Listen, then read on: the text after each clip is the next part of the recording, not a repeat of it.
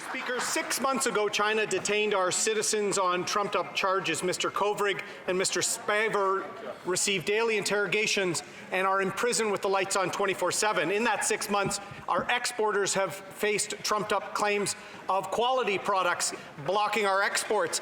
Half a year of crisis, Mr. Speaker, and only today the Prime Minister said he's considering engaging directly with the Chinese leadership. Considering getting involved after 6 months, Mr. Speaker. Well, it's been 5 months since his hand-picked Liberal ambassador resigned in disgrace. Will he consider appointing a new one? Honourable Parliamentary Secretary for Canada-U.S. Relations. Make no mistake about it, China has heard our positions very clearly and at many levels. Our government takes every opportunity to advocate for the interests of Canadians with China.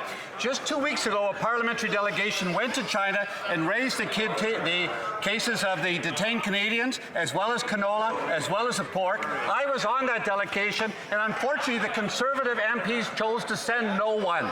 They sent no one. The NDP sent no one. We will stand up for Canadians. We'll stand up for Canadians' interests, whether it's canola or pork or detained Canadians.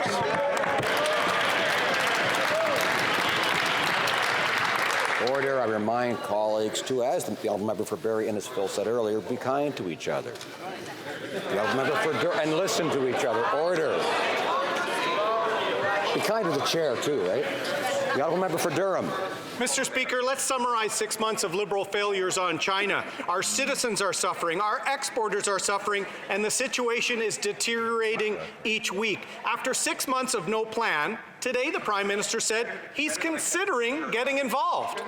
Mr. Speaker, he should consider getting serious about China. This diplomatic dispute won't be solved by tweets or by photo ops.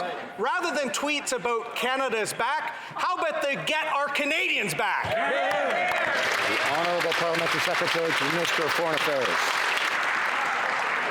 Mr. Speaker, there are Canadians' lives that are at risk in these cases. And the cases of Michael Kovrig and Michael Spaver are a priority for this government. This is not about grandstanding. It's not about scoring points. It's about keeping Canadians safe. We've rallied an unprecedented number of partners around the world in support of Canada's position.